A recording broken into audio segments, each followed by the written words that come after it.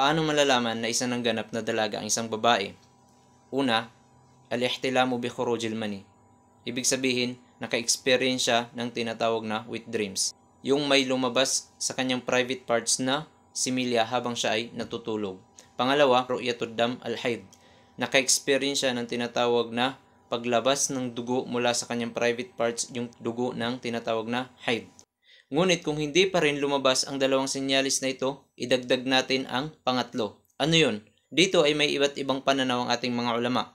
Una ay yung tinatawag na kapag umabot na siya ng 15 years old. Ang 15 taong gulang, yun ay ang pananaw ng Shafi'iyya at ng Hanabila at ni Abu Yusuf na mula sa Malikiyya at ni Muhammad na mula sa madhab ng Hanafiyya.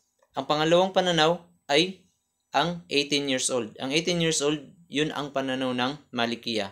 At ang pangatlong pananaw ay ang pananaw ng Hanafiyya, which is 17 years old. Ang pinakamalakas ay ang pananaw ng majority, which is ang 15 years old. Ibig sabihin, kahit hindi pa umabot ang tinatawag na wet dreams at yung tinatawag na haid, ngunit umabot na siya sa 15 years old, ay isa na siyang ganap na dalaga.